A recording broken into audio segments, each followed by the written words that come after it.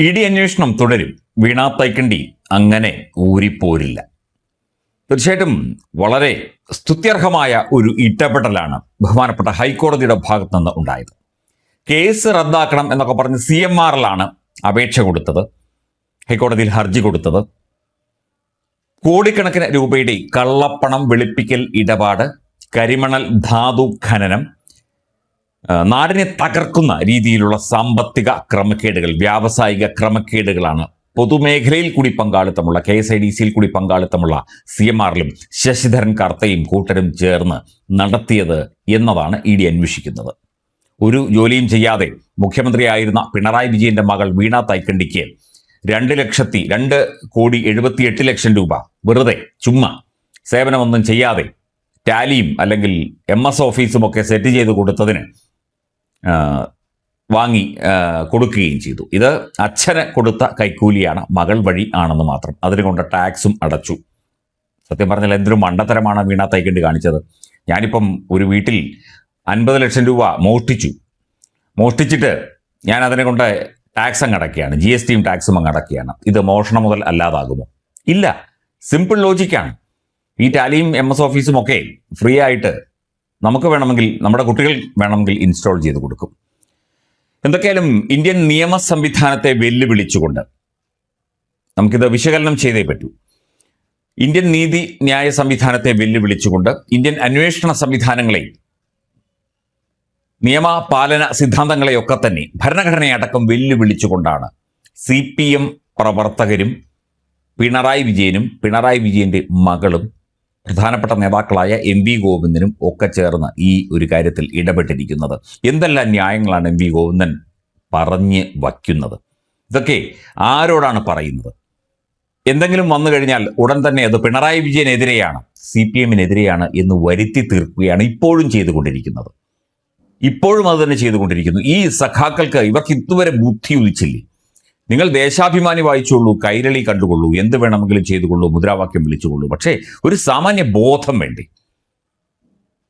പിണറായി വിജയൻ എതിരെ അല്ല അന്വേഷണം, CPMന് എതിരെയല്ല അന്വേഷണം, AKG സെന്ററിന് എതിരെയുമല്ല അന്വേഷണം. പക്ഷേ വീണ തൈക്കണ്ടിയുടെ അഡ്രസ്സ്, ഈ കമ്പനി എക്സാലോജിക്ക് രജിസ്റ്റർ ചെയ്തിരിക്കുന്ന അഡ്രസ്സ് AKG സെന്റർ തിരുവനന്തപുരം എന്നുള്ളതാണ്.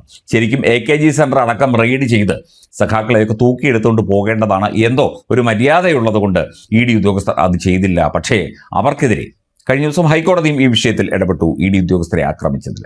ഇപ്പം അതിശക്തമായ തിരിച്ചടി, പറയുന്നതിനപ്പുറമുള്ള തിരിച്ചടിയാണ് ഉണ്ടായിരിക്കുന്നത്. CMRന്റെ കയ്യിൽ പണമുള്ളത് കൊണ്ട്, ശശിധരൻ കർത്ത കോടീശ്വരനായതുകൊണ്ട് സുപ്രീം കോടതിയിൽ പോകുമായിരിക്കും. പക്ഷേ ആ ഒരു കൺകറന്റ് ഫൈൻഡിങ്, കോടതി നടപടി പ്രകാരമുള്ള കൺകറന്റ് ഫൈൻഡിങ്, ബഹുമാനപ്പെട്ട ഹൈക്കോടതിയുടെ ആ ഒരു കാര്യം അംഗീകരിച്ചുകൊണ്ട് മാത്രമേ സുപ്രീം കോടതിയും ഈ ഒരു വിഷയത്തിൽ ഇടപെടുകയുള്ളൂ എന്നാണ് മനസ്സിലാകുന്നത്. അങ്ങനെ തന്നെ ആയിരിക്കുകയും ചെയ്യും. കാരണം ഒരു സംസ്ഥാനത്തെ ഹൈക്കോടതിയുടെ ഏറ്റവും പ്രധാനപ്പെട്ട ഒരു കേസുമായി ബന്ധപ്പെട്ട ഒരു ഉത്തരവാണ്. ED അന്വേഷണം തുടരുക തന്നെ വേണം. ED അന്വേഷണം തുടരണം. ഇതിനകത്ത് നേരത്തെ നമ്മൾ പല വാർത്തകളിലും സൂചിപ്പിച്ചു, വീണ തൈക്കണ്ടിക്ക് അധികം ശിക്ഷയൊന്നും കിട്ടാൻ സാധ്യതയില്ല. കൂടി വന്നാൽ 3 വർഷം മുതൽ 7 വർഷം വരെ ശിക്ഷ, ഇത് തെളിയുകയാണെങ്കിൽ. പക്ഷേ ഈ അകത്ത് കിടക്കുന്ന CPM പ്രവർത്തകരുടെ കാര്യം അങ്ങനെയല്ല, അവരുടെ കഥയൊക്കെ അങ്ങ് മാറും.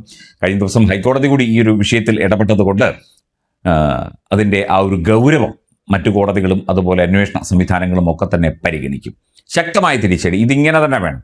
ഇത് BJP നേതാക്കളുമായി ചേർന്ന് അഡ്ജസ്റ്റ് ചെയ്യാനുള്ള ഒരുപാട് ശ്രമങ്ങൾ പിണറായി വിജയൻ ഇതിനു മുമ്പ് നടത്തിയിട്ടുണ്ട്. നമുക്ക് വ്യക്തമായിട്ടറിയാം. പല അഡ്ജസ്റ്റ്മെന്റുകളും ചെയ്യാനായിട്ടും ഈ കേസ് ഒതുക്കി തീർക്കാനായിട്ടും.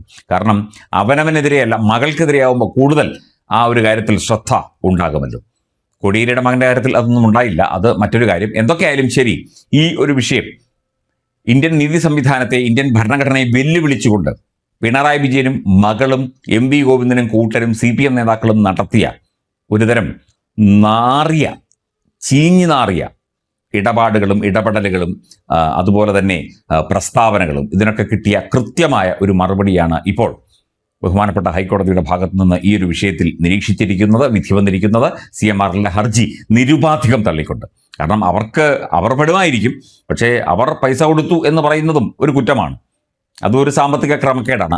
അനാവശ്യമായിട്ട് ഒരു കമ്പനിക്ക് ചുമ്മാ പൈസ കൊടുക്കുക, ഒരു ജോലിയും ചെയ്യാതെ പൈസ കൊടുക്കുക. ആദ്യം സൂചിപ്പിച്ചതുപോലെ അച്ഛന് കൈക്കൂലി കൊടുത്തതാണ്, മകൾ വഴിയാണ് എന്ന് മാത്രമേ ഉള്ളൂ.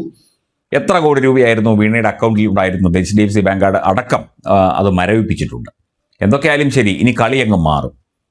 രമേശ് ചെന്നിത്തല കൂടി ഇവിടെ എല്ലാ തരത്തിലുള്ള സജ്ജീകരണങ്ങളും ഒരുക്കുന്നതോടുകൂടി ഇഡിയുടെ കളി വേറൊരു തരത്തിലാകും. അത് കൂട്ടുനിന്നതിന്, അതായത് ഇത്തരം തട്ടിപ്പുകൾക്ക് കൂട്ടുനിന്നതിന് പിണറായി വിജയനെ കൂടി പ്രതി ചേർത്ത് അന്വേഷിക്കണം എന്ന് പറയപ്പെടുന്നുണ്ട്. അതങ്ങനെ വരാനുള്ള സാധ്യതയും തള്ളിക്കളയാൻ നമുക്കിപ്പോൾ പറ്റില്ല. എന്തായാലും അന്വേഷണം തുടരുക തന്നെ ചെയ്യും. അതിശക്തമായിട്ട് വീണയെ ചോദ്യം ചെയ്യും, അറസ്റ്റ് ചെയ്യും, മൊഴി രേഖപ്പെടുത്തും, മറ്റ് സംഭവങ്ങളിലേക്ക് കാര്യങ്ങൾ പോകും. അന്നേരമൊക്കെ തന്നെ ഇനി CPM നേതാക്കൾ തെരുവിൽ ഇറങ്ങി യുദ്ധം ചെയ്യാൻ പോകുമായിരിക്കും. പോയാൽ അവർക്ക് തന്നെ അതിൻ്റെ പണി കിട്ടുകയും ചെയ്യും.